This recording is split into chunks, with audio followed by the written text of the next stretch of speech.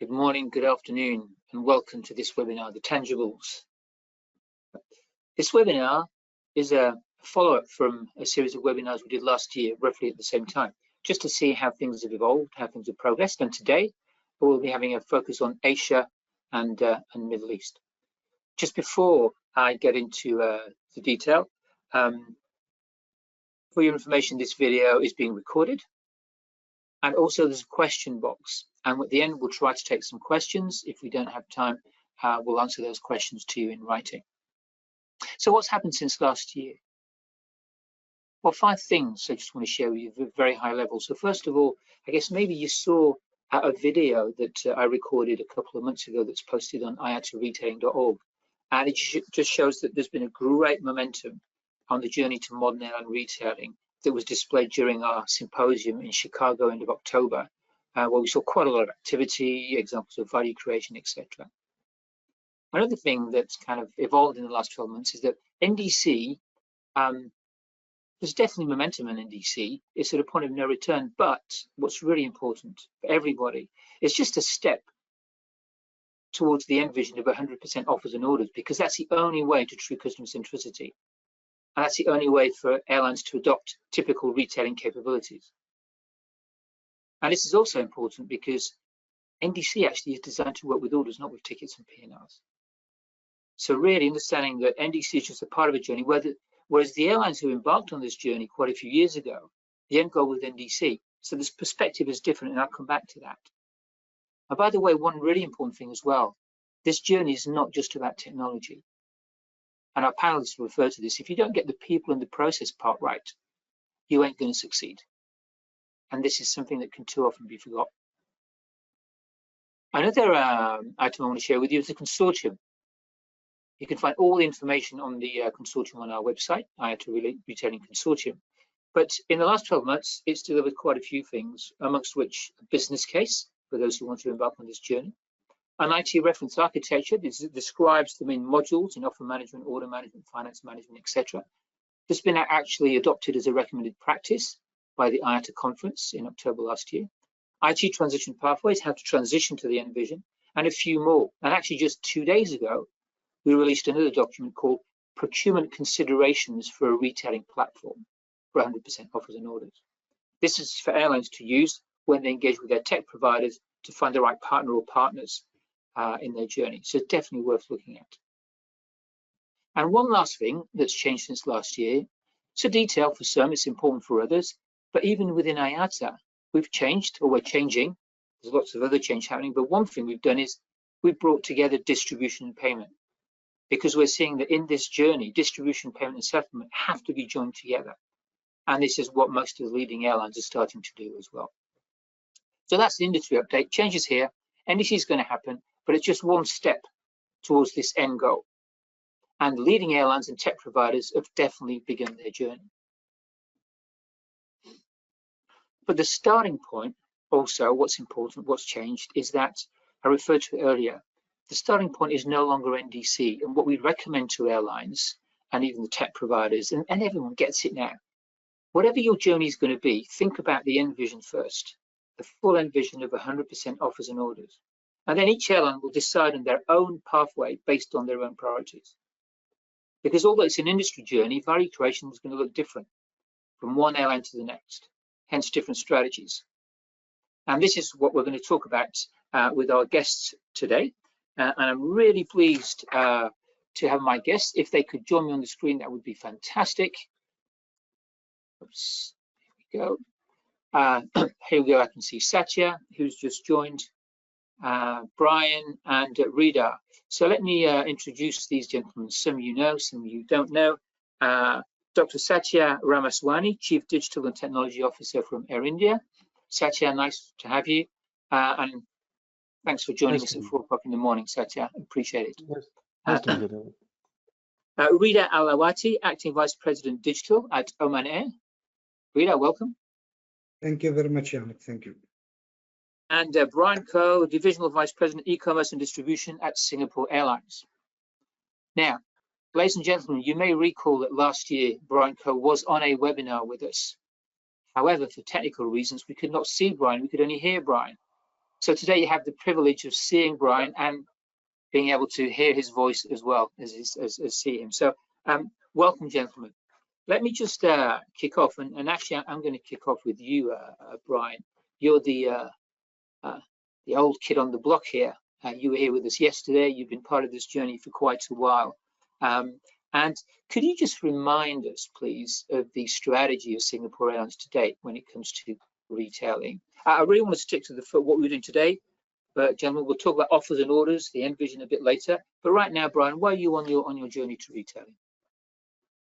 We're definitely aligned with the IATA vision of moving towards 100% offers and orders. So we started our journey in modern airline retailing with our NDC journey. And with that, we have enabled a lot of the capabilities that until NDC were not available in the traditional offline artifact channel.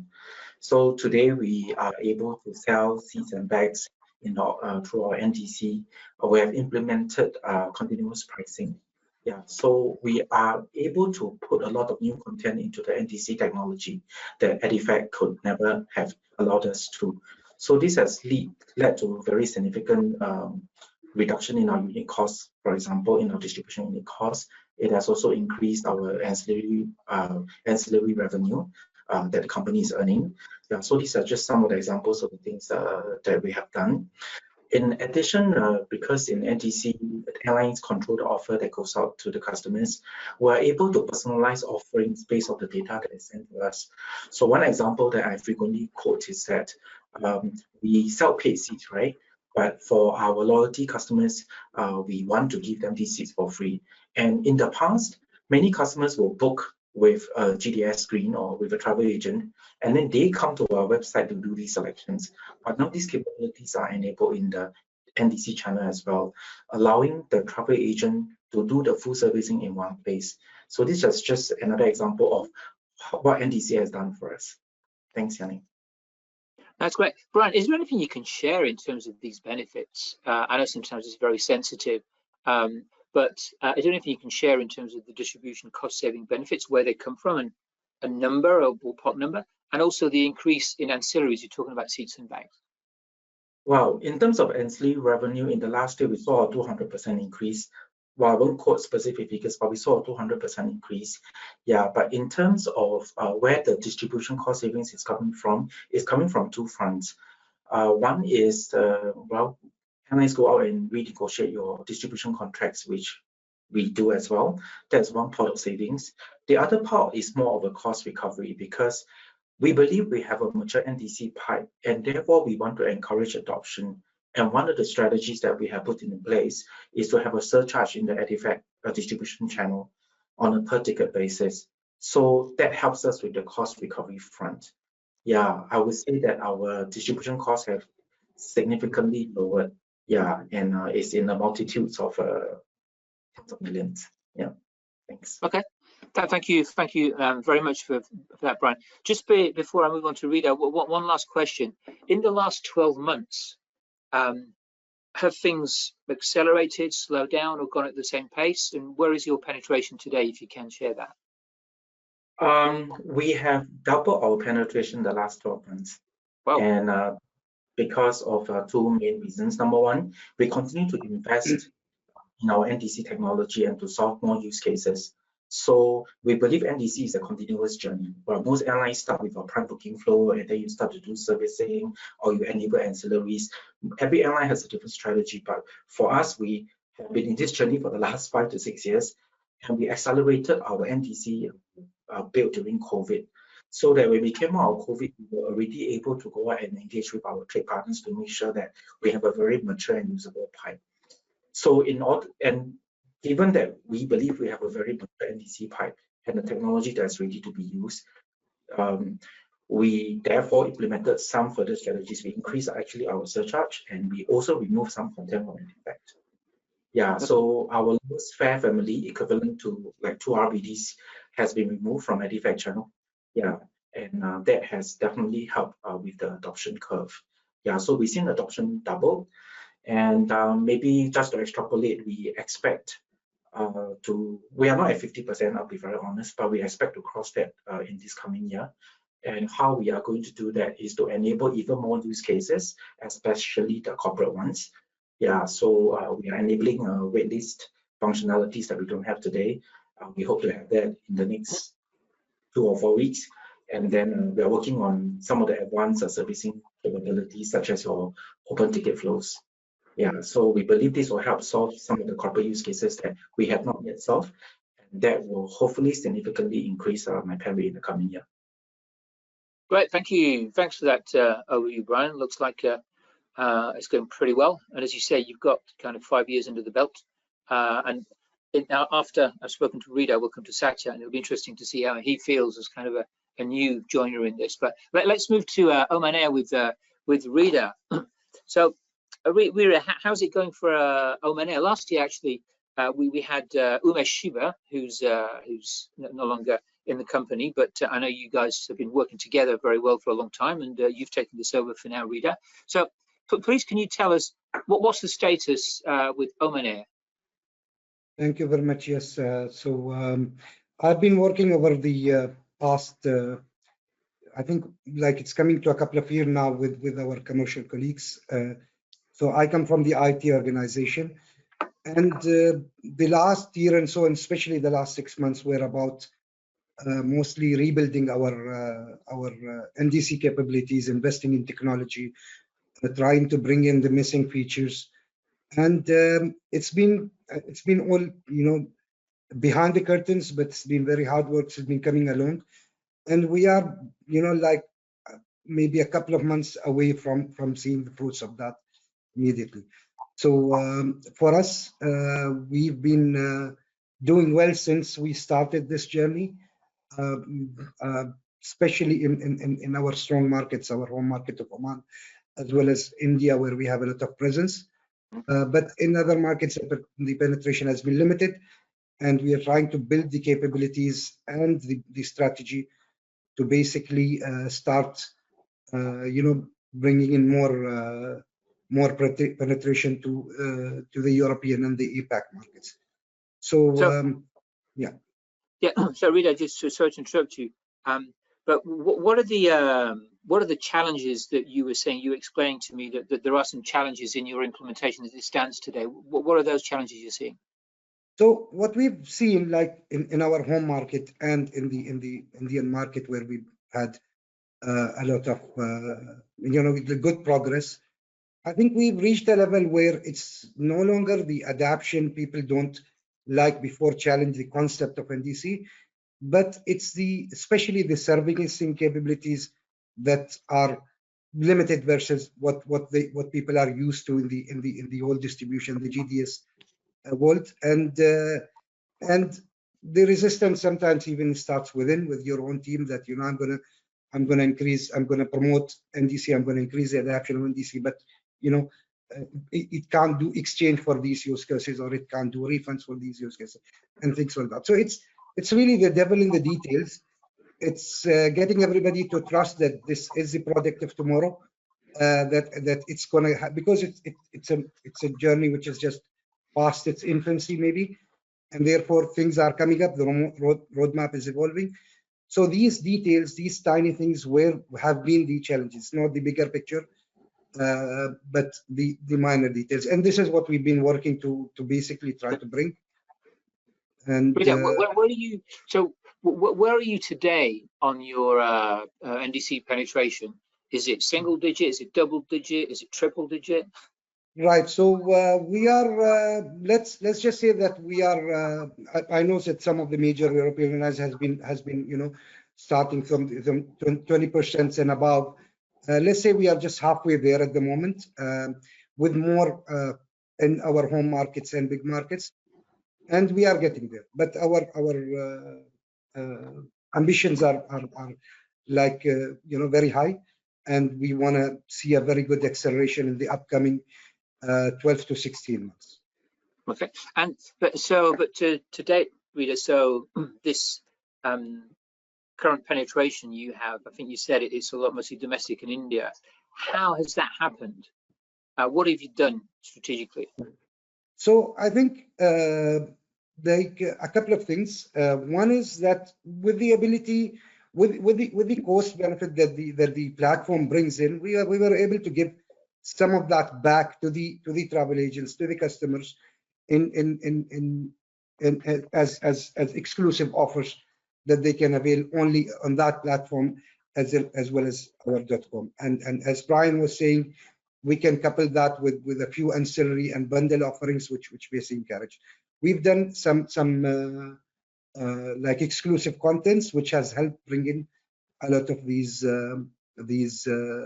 basically increases penetration. There's one other use case I think that comes to mind right now, is basically the small agents. A lot of them, it's a big number, right? Because the barrier to entry for a small agent has reduced the ability of having the basically the NDC .omaner.com, like, just go and register and you send a couple of documents, you are right there, and you can start issuing tickets right away, versus previously I think the smaller agents joining threshold was a bit bigger, was a bit more complex. So these two were factors that brought in a lot of the penetration with us. And then I think it's what you guys have been doing. It's basically telling everybody that this is the future, and people are now more welcoming to come on it and basically do things with it. So the challenge. Rita, and you said you're not doing continuous pricing now.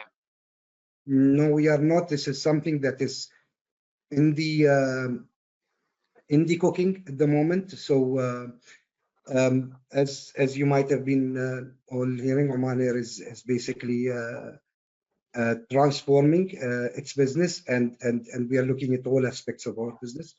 And one of those areas is how do we do distribution and pricing.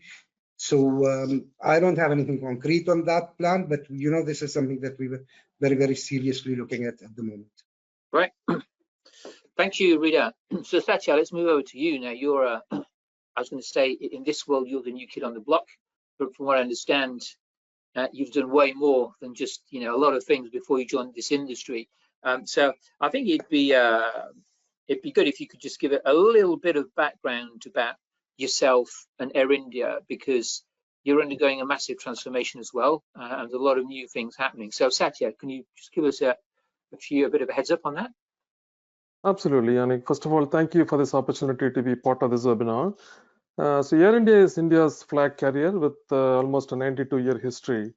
It was founded within India's Tata Group by India's first commercial pilot, Mr. J.R.D. Tata, who was its managing director and later its chairman, shaped the airline into one of the best airlines in the world in those days. Later, the airline got nationalized by the government, but in January of 2022, the Tata Group, we got back control of the airline. And since then, like you mentioned, we are on a massive transformation journey, which the Economist magazine called the Everest of corporate turnarounds, right? So that is the scale and scope of the transformation that is going on. And last year, for example, we placed a firm order for about 470 aircraft, and we have big plans for growing the fleet and the business. So every aspect of the company is being reimagined, including definitely all the commercial aspects. I am Air India's Chief Digital and Technology Officer. I am based in San Francisco and New Delhi. I came to Tata Group in 2010 via an acquisition of my retail startup company in the Bay Area. And part of Tata Group from 2010 to 2017, I have helped several major global retailers in US, Europe, Australia with their digital retail execution. And before Air India, I was part of Tata Digital, which is the e-commerce venture in Tata Group. So I come with quite a good understanding of retail space. I joined Air India in May 2022 and have been driving the digital transformation from there. And as you know, our CEO is Mr. Campbell Wilson, and he comes with a very long career in Singapore Airlines and its subsidiary Scoot, where he had pioneered NDC distribution. And so his message to us is that it is one of full support for the rollout of NDC and what we are doing which we are doing right now, and then onwards towards the 100% offer and orders in the years to come. Satya, can I interrupt you 1 second? I'd just like to ask Brian and Rita, because Satya, you're saying your CEO, Campbell Wilson, I know reasonably well as well, and I know, excuse me, he's a massive fan. He gets this, he understands it, he supports it. Yes. What's it like today in Oman Air, Rida? To what extent is your CEO engaged, aware in this?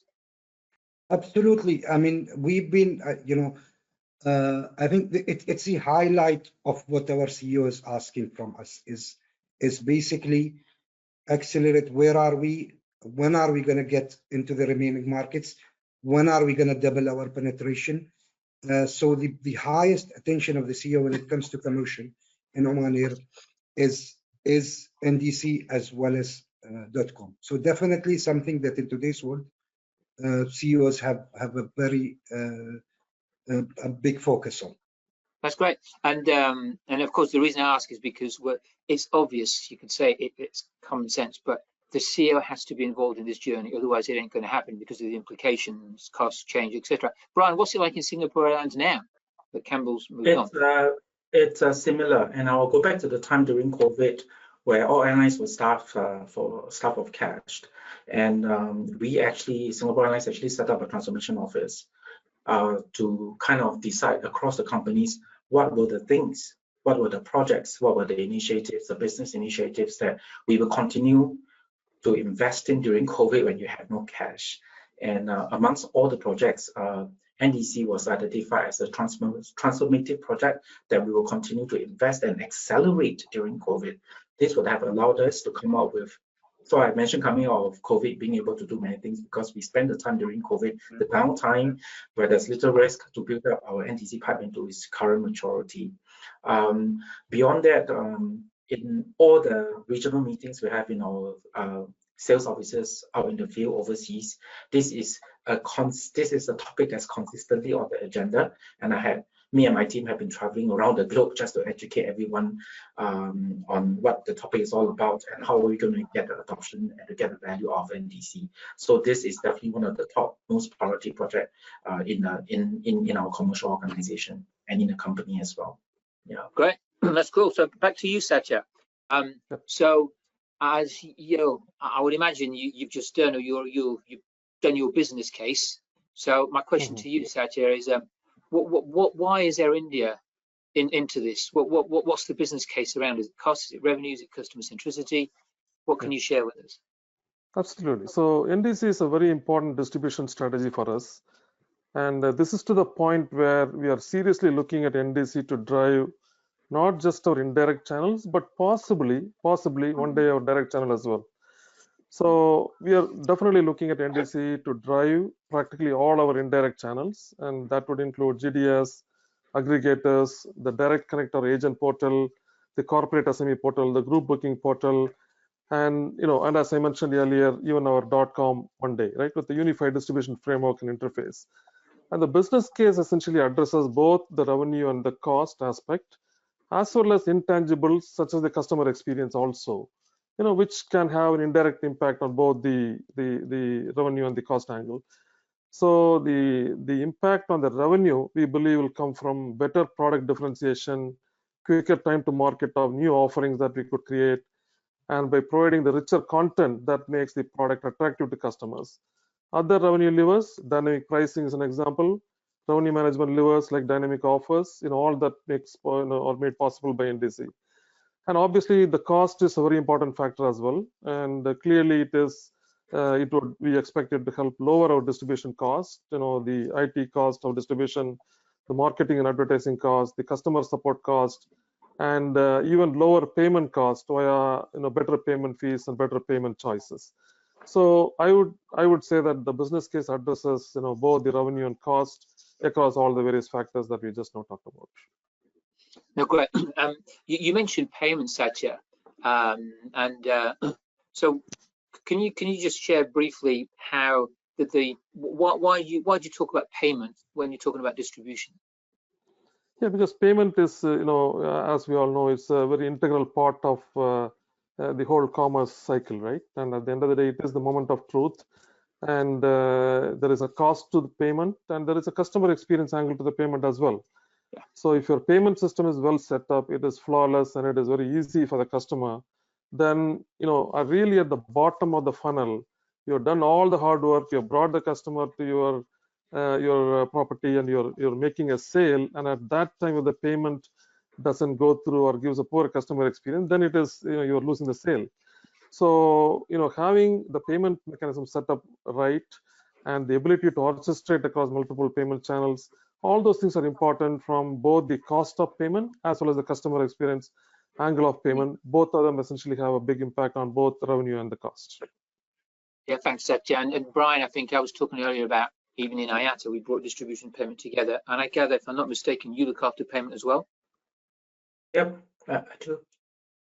Okay. And have you seen that since you've moved into this world of API connectivity with this new agility, has that changed any things you've been able to do with in the area of payment? Definitely, for sure. I actually think the payment industry is evolving very, very quickly with new technology, new capabilities.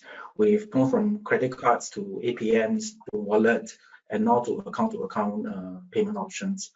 Yeah, in fact, Singapore Airlines is working with IATA to implement IATA Pay so that we could enjoy the aggregation of account-to-account payments through the IATA gateways. So there's definitely value. Well, like what Satya is saying, right, there's a huge customer experience angle to payments. We want to be able to provide payment options that people want to pay in, because not everyone has a credit card today, and the young people are not using credit cards, they are using wallets. Yeah. So things are evolving very quickly. The other area that's very interesting in payment is really the cost component that Satya also talked about. Our historical credit card costs, MDR, our merchant discount rates, are definitely not low. And as we look at, if we look at it solely from a cost angle, then having other cheaper payment options definitely makes sense for organization. Yeah, thanks. No, great. And I think what we're seeing that more and more airlines are starting to include payment opportunities in their business case, because there's a cost part, but what's most important I'm hearing is the customer bit, which is better reach, better conversion, because you're getting the right tools that the customer prefers. And as you say, Brian, that this area is evolving very, very quickly. So at least with this new approach, you've got more agility to adapt to that. I want to move on now, and I'm going to start with you, Rita. I want to move on to the whole end part, 100% offers and orders. And so, Rita, you guys are part of the consortium. Can you share, why are you in the consortium and what benefits do you get out of it? Actually, before you start, Rita, just let me in case, in the unlikely event someone doesn't know what the consortium is. First, you can go on our website, just Google IATA Retailing Consortium. Everything's there, all the deliverables and everything. Today it's 16 airlines. The recent joiners are Air India, Air Canada, and Cathay Pacific. All the others are on the website. And it was set up just over a year and a half ago. And it was set up to help accelerate the transformation to 100%. Because you need leaders who've got it on their radar, who are ready to invest time, energy, resources, and sometimes some intellectual property to help the industry move forwards and to feed our standards groups, etc. So that's roughly the background to consortium. But I'm sure that my colleagues here will be able to say a few words as well. So Rita, why are you part of the consortium? What does it mean for Oman? Yeah, so I think we've been honored to be like in the early days of the consortium, and we are very happy to seeing it expand now to have Air India and to have Air Canada and everybody else. And it's been a very fruitful journey.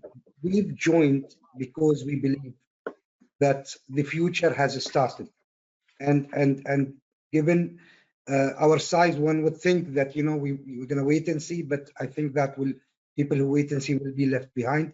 So therefore, it is the steps has to be taken now to be part of that future, which has started now, and that's just what it is, right? We have to move to the modern world of retailing, and as an industry, we've been behind there. From a business case point of view, which is something that we had the pleasure to work with all the consortium colleagues and IATA on, it's very obvious, right, that the agility that Satya and Brian mentioned in the NDC will come across the board with the modernization of the retailing platforms.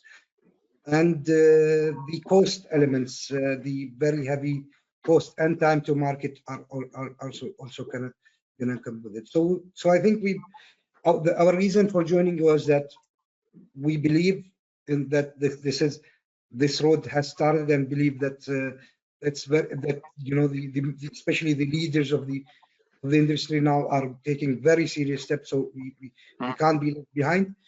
We also think that that it's I know in this discussion there've been some doubters and some believers. We are very much firm believers, and we believe that the timeline set by IATA of 2030 are very much achievable, and maybe even earlier.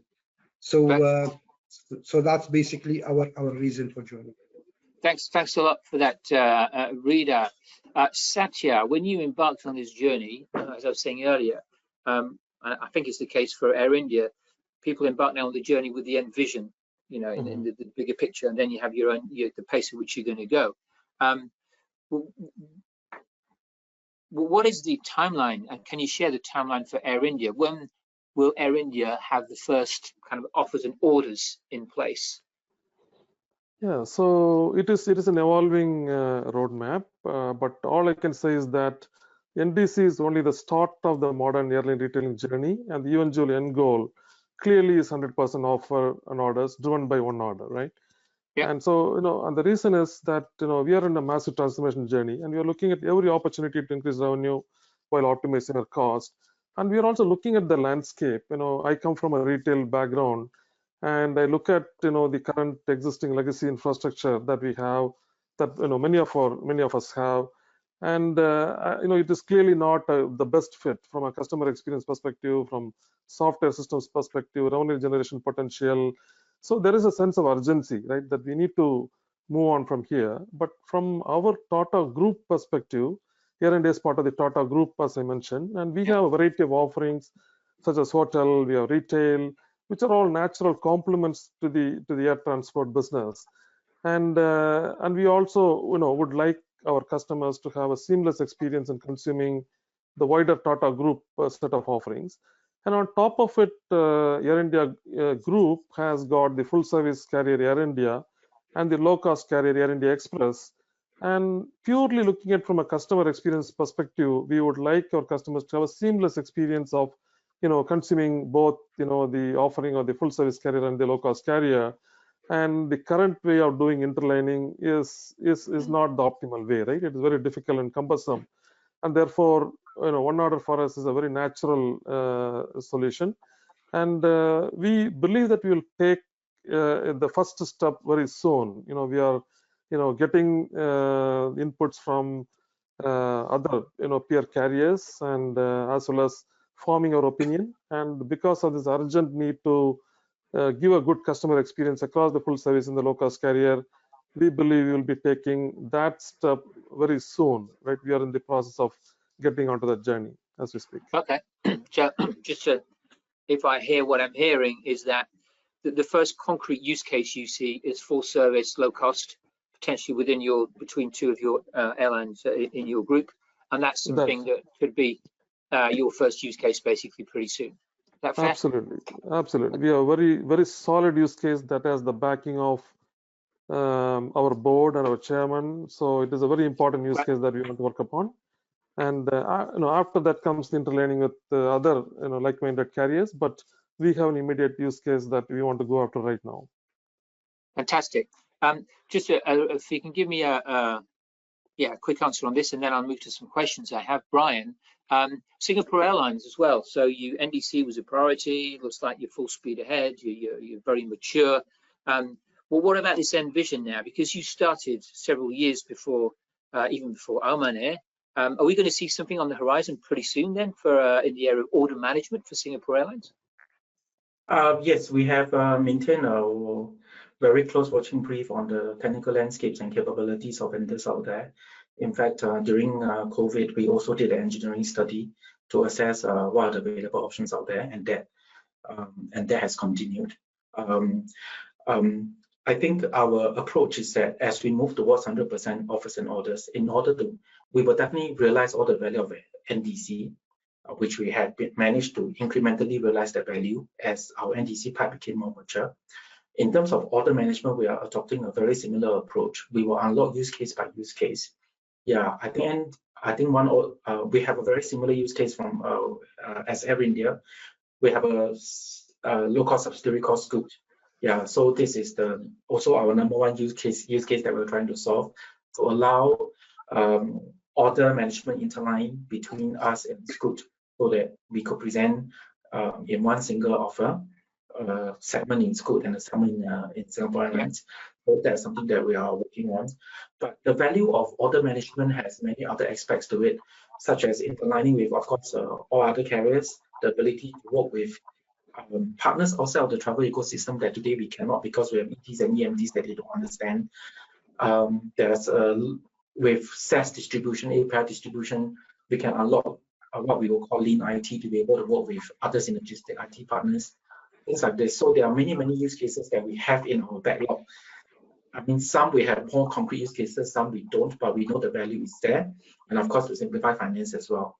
So as we move towards 100% offers and orders, we want to unlock all this value along the way, so that the airline become a very nimble IT organization, and we can then leverage technology to grow revenue or reduce cost.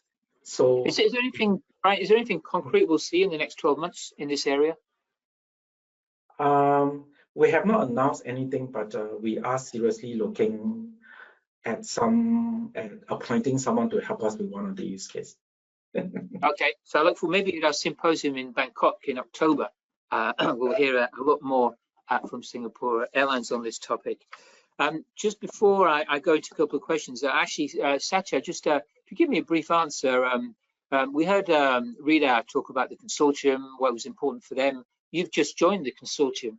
So what drove that? If you give a quick response as to why did you, out of the blue, want to join this consortium? Yeah, it is definitely not out of the blue, but a very considered decision. Right. So clearly, you know, the movement to 100% offer and order is a very massive transformation for the industry ecosystem as a whole. Right. It is not just an airline issue, but it is an ecosystem and a challenge that you're facing, and therefore, you know, we need to carry the entire value chain with us. So it requires the sponsorship of an industry body like IATA, Modern Retailing Consortium, to step in and provide the leadership and the resources to make the transformation happen. And we were more than willing to come and contribute to that, right? So therefore, you know, we thought the consortium was the right vehicle for us to come and contribute to this transformation, you know, while also being, you know, a part of the whole transformation of the whole industry as a whole. Thank you, Satya. And my apologies, it's not out of the blue. Of course, I know that this is well thought through. Actually, there's been quite a few discussions, even with your CEO, on you joining the consortium. So my bad there. Apologies for that. I've got, we'll take a couple of quick questions here from the audience in our last 6 minutes.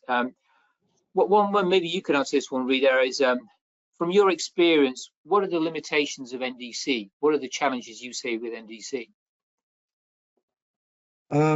So I think I believe that one of what we've seen is what stops adoption mainly in NDC is still the evolution or the continuous development, the roadmap of features and functionalities that the agents have become used to in the world of GDS. So that's something, that's one element of it. And we counter that with the agility that NDC gives us to basically offer better content. Another one is just I think there's a significant amount of investment that's needed at some of the TMCs and OTAs out there who build their entire platforms around a certain technology, and now we are changing it. So it takes some time for them to come across that. I would say these are the two main challenges from that perspective. I think I'll just add one last one. I kind of said it in the opening, is that NDC was not designed to work with tickets and EMDs and P&Rs, right? Ultimately, NDC is designed to work in the world of orders. So however hard you try with NDC, you'll get it to a certain point, but orders unlock the whole benefit of the full offer management suite. Satya, we had a question for you, which is, I believe Air India has just embarked on a new IT platform. When you made this decision, did you take into consideration the move to offers and orders? Yeah, I think when you move to offers and orders, we need to look at the entire variety of providers, and thankfully there is a whole gamut of players, I would say, who are interested in playing in this space. That is I think that is a very central, critical benefit of the whole move to offers and orders as well, including some of the nimble startups, startups from Silicon Valley, for example, who understand software really well. Players from the traditional e-commerce space who understand the concept of orders really well. So thankfully, in the offer and order space, we believe we will have a variety of very competent providers to work with, and so we will give consideration to all of them, right? So that we can construct a solution that is not monolithic. It has to be very modular, and we are definitely open to considering more than one provider to compose the solution together. Not too many providers, but definitely more than one provider that we would want to give consideration to. Okay, so what you say modularity is something that you're ready to consider in the architecture going forward. Absolutely. Thanks, Satya. And a quick question for you, Brian. Someone's asking, if you developed your product during the lockdown, did you face any surprises when flying started again? How much, and they said, roughly, what proportion of your planning during lockdown, when no one was flying, what proportion of that did you need to adjust once things became real? Sorry, I don't get the question. Proportion adjust what? Investments or? I think it's that they said that you worked on the NDC proposition deployment during COVID when no one was flying, right? So you had it already in theory. So when it actually became reality, how much of that theory was correct? I would say it was 100% correct. Well, okay. The travel agents had nothing to do. They could do testing instead of following your staff and leaving them at home or making them out of job. We were able to work with our key agents to perform NDC testing. We were able to onboard them into our, you have to onboard an agent into your your offer mechanism, and we were able to do a lot of testing. And of course, that really helped us in making sure that when real flights came, it was already working. Yeah, so that strategy definitely panned out and helped us a lot to accelerate thereafter and to put in some of our commercial kind of strategies to encourage adoption. Because if we had not done that, we would basically just be still trying to get the pipes connected. So it is almost like making sure the plumbing work, and when the water start flowing again, well, it will not be dripping, but you actually have the tap flowing. Yeah, so content was flowing through and people could book it and people could service it. We worked a lot on servicing use cases during COVID. Yeah, thanks. Hope that answers. Great, thank you. Thanks very much for that, Brian. We don't have time to answer all the questions, of course, but thank you very much. I might try and answer some a bit later. So what we've just heard is that first I want to thank our panelists for taking the time for this, for sharing their views. As you can see, there are different strategies, different timelines. People have been here for a while, people just starting. There's definitely convergence to this vision of 100%, that each airline will have their own way forward. So thank you once again. For all the others who've been listening, just for your information, we have another webinar at 1400 Central European Time today. We'll be more on the Americas. We'll talk with Air Canada, United Airlines, and LATAM about the same topic. So given again a different perspective. So ladies and gentlemen, thank you very, very much for joining us. Thanks again to our panelists, and have a very nice day, evening, and goodbye. Thank you. Thank you, Anik. Thank you. Bye. Bye.